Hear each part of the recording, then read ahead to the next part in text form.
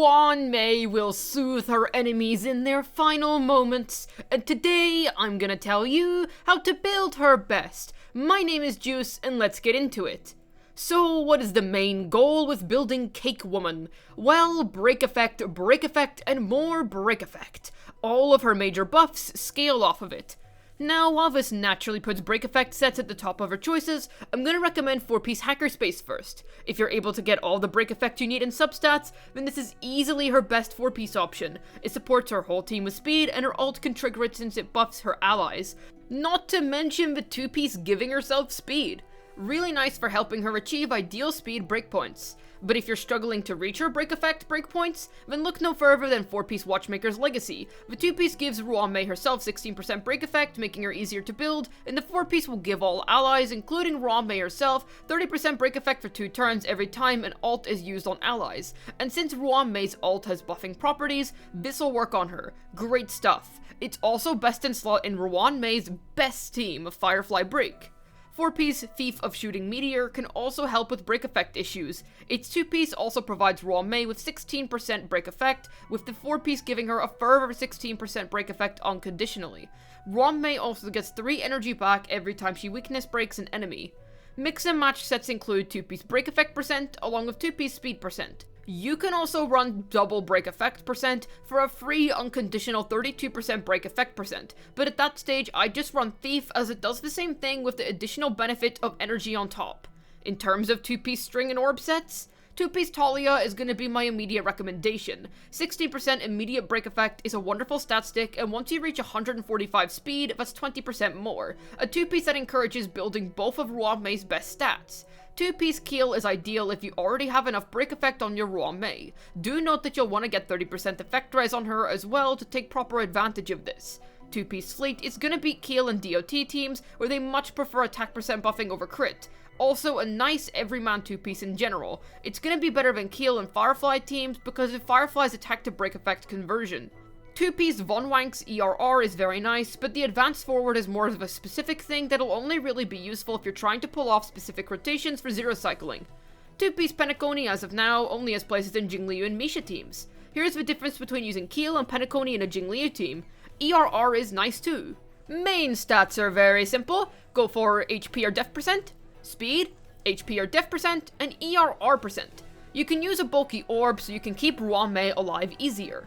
You can also use a break effect percent rope as a placeholder if you're struggling with getting enough in substats, but you should be able to hit the 160% minimum breakpoint easily enough in my opinion.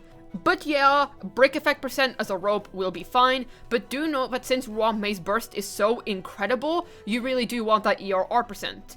Stat breakpoints are as simple as can be because Ruan Mei realistically only wants 2 stats, break effect and speed. So go for 134, 143, or 160 speed, 145 if you're using Talia, and a minimum of 160% break effect. This is because one of Ruan Mei's talents gives her 20% more break effect, and her buff conversion caps out at 180%. For those wondering how much more damage she deals with, say, 160% versus 200% versus 230% break effect, here's a percentage comparison between a 160% break effect Ruan Mei, a 200% break effect Ruan Mei, and a 230% break effect Ruan Mei. As you can see, you only really need that base 160% to really get going. Break effect above 200% starts to get really diminishing. Crazy Cat Lady can use quite a few Lightcones. I'll start with the newly added ones, seeing as this is her first rerun. I'll be honest, most of the brand new Lightcones have no real synergy with Ruan Mei outside of being stat funders for your team.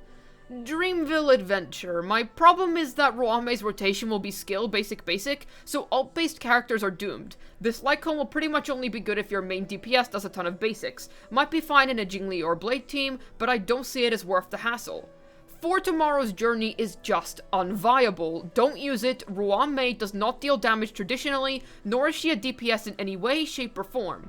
Flowing Nightglow gives Ruan Mei a bunch of stats she can use, and the team-wide damage increase is pretty good, not to mention all that ERR. So yes, it'll work, but let's hope that you have the break effect and substats to back it up.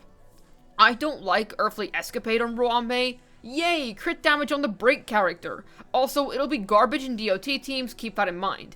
And in super break teams, because break doesn't have any relation to crit. Yeah, I'd dodge this one if I were you. Sure, there's team-wide crit, but I see the damage bonus from the other Lightcones is more valuable. That covers all of Ruan Mei's potential new options. Hardly. Let's get on to her mainstays. Past Self and Mirror is obviously insane. Gives Ruan Mei a crap ton of stats, makes her more skill point efficient, and also lets her act as an energy fountain. What I will say is that I actually think that even for a signature, Ruan Mei's signature is really good. Usually I don't like the idea of pulling 5-star Lightcones for supports, but this, alright, fair.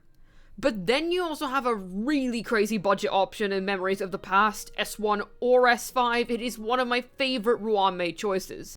It's incredible for how accessible it is, providing Ruan Mei with a crap ton of break effect. The energy is also super nice for ult uptime, and I cannot recommend this Lightcone enough considering it's a budget choice. Planetary Rendezvous is fine for Jingliu or Misha teams. I don't have much else to add. Dance Dance Dance is fine, more turns is always nice, but make sure you're not falling behind on stats then.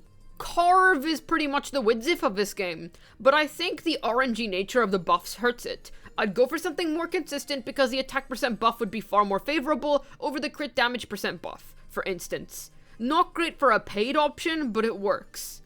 Don't use Past and Future or Bronya's Lightcone. Needing skill to activate on a character who only uses their skill once every 3 turns is awkward, and you won't be able to guarantee that your DPS is the one who gets the damage bonus percent buff. Bronya's Lightcone does at least provide some ERR percent and skill points on ult, but it's still a bit too finicky. Meshing Cogs is cheap and easy to obtain, and it'll be quite good for Ruan Mei's ult uptime. Honestly, highly viable, especially considering that it's a free-to-play choice. Upgrade to Memories when possible, since it also provides energy but with a break effect stick. I don't love Mediation because the speed buff only lasts for 1 turn. Extremely situational. And Chorus is gonna be good in DOT, and is easy to S5 for more attack percent, but Cogs is also a 3-star Lightcone, so I'd rather go for that instead. All of this leads me to the conclusion that Ruan Mei can use most Harmony Lightcones, minus Tomorrow's Journey. I'll just say it flat out. Ruan Mei plays in every team in the game. It doesn't matter where you put her. Hypercarry? Yes, she has nice synergy with Jingliu. Pretty solid combo, and Ruan Mei can hold 2-piece Penacony. I literally use her with my Dylan, and she cooks pretty hard in that setup. She's amazing in any dual carry setup because her buffing is team-wide, and her debuff affects every enemy on the field. A great replacement for Robin in follow-up attack ratio comps. However, I'm gonna place some emphasis on DOTs because she does amazing in these comps. Kafka's breaks are nuclear, and same for Black Swan. They're a dual carry setup, so Ruan Mei's buffing suits them very nicely. Fantastic combination, and I think Ruan Mei is worth pulling for DOT deliberately. And speaking of needed for certain cores, Super Break. She is pretty much a requirement to make Firefly work at her peak, and there's not really any competent alternatives to this. And Ruan Mei complements Harmony MC wonderfully. They are a fantastic team core. They're both break-based characters, and Harmony MC covers for Ruan Mei's break effect, and Mei herself can extend weakness breaks and massively buff super breaks. So TLDR, yes, she will work with whoever your main DPS is in any setup, but she has specialties in DOT and Super Break. And how exactly does Cake Woman work? Well, her basic is, whoa, a simple ice hit. Shocking. Her skill is significantly more interesting. She gains 3 stacks, and while she has a stack, every ally gets a direct damage increase and 50% extra weakness break efficiency. She loses a stack every time that she moves. Her ult debuffs all enemies for 2 turns, 1 turn being every time Ruan Mei moves. Allies get an ult-type res pen increase, and enemies have a pink flower over their heads. When an enemy tries to recover from a weakness break, their action gets delayed by 20% based on Ruan Mei's break effect plus an extra 10%. And break damage is dealt based on a percentage of Ruan Mei's break damage. The flower can't be stacked, you need to break an enemy first before it goes away, so save her ult for when most of the enemies don't have the flower anymore, even if she has her ult fully charged up. You'd be wasting it otherwise. Her talent also gives every teammate a percentage speed increase, and when anyone breaks an enemy, Ruan Mei also deals a percentage of ice break damage. As for Ascension passives, well, her A2 just gives all her allies, and herself, 20% more break effect. Neat. Ruan Mei's A4 gives her 5 energy at the start of every turn she takes. Also neat. Her ult is very good. and her A6 will give allies 60% more damage up to a max of 36% for every 10 break effect she has over 120%. Basic math tells us that 6 times 6 equals 36, so you want 60% more break effect to cap this out. That's where the 180% breakpoint comes from, and yes, the 20% extra from her A2 counts towards this. Trace priorities are simple. I'd level up her skill first as it's the main meat of her kit, but honestly, her ult is also debatably the main meat, and is extremely powerful, and is a very large part of this chicken. So level whichever one first, then do the other after. Then don't underestimate that talent. It's very snazzy indeed, and you can ignore her basics. Ruan Mei needs your financial support to feed her 52 jelly cats. So let's talk Eidolons. Insane E1. Everyone ignores enemy defense by 20% when her ult is up. If Raiden Shogun from Genshin 2.0 tells us anything, Def Ignore is literally peak damage increasing. It does not get better than this. E2 is pretty good for DOT teams, but this much attack percent is good for anyone, honestly. I would say it's a solid E2. You don't really need it, but if you happen to get it, or if you just have the spare Stellar Jade somehow, then yeah, it's a welcome increase. E3 also provides some welcome increases to her ultimate and talent. Not much to add here, honestly. Extra scalings is always neat.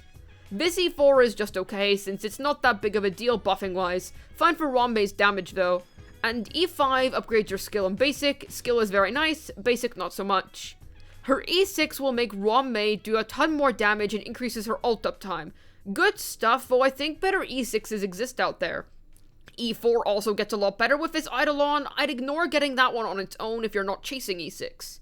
I'd say E1 S1 is really worth it, but if you're trying to choose between the two, both are great, but just because memories exists, I'm gonna say E1 first, then S1. Def Ignore is too much of a game changer to just, well, ignore. You can go for E2 afterwards if you want to, then I'd just stop there, otherwise go all the way to E6. I'd say that her early investment is insane and a huge increase, and her Eidolons fall off later down the line. Ruan Mei is meta-defining, no questions asked. This lady is not only mentally insane, but her performance will also make you go insane with how good it is. She's literally only gotten significantly better with the introduction of super breaks, just right when we thought Robin was trying to gun for her spot as number 1. Ruan Mei is eternal, and it's better that we all accept that now. Free-to-play friendly, really hot, and her biggest con is that she should not be allowed in pet shelters. Hopefully this video is able to tell you how to make your Ruan Mei break the spirits of her enemies. This has been Juice, signing out, and let me tell you all a story for coming this far. When I pulled Ruan Mei, I lost to Himiko and continued pulling for her and then eventually got her after some credit card ninja actions.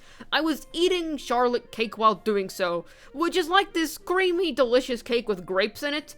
I was also watching Oppenheimer, but kinda got bored at the end of all the legal document scenes. I also played Ruan Mei's story quest afterwards, and she offered us cake. So now the smell and taste of Charlotte cake reminds me of Ruan Mei. Very cool. Comment with a cake if you actually listened to that whole story.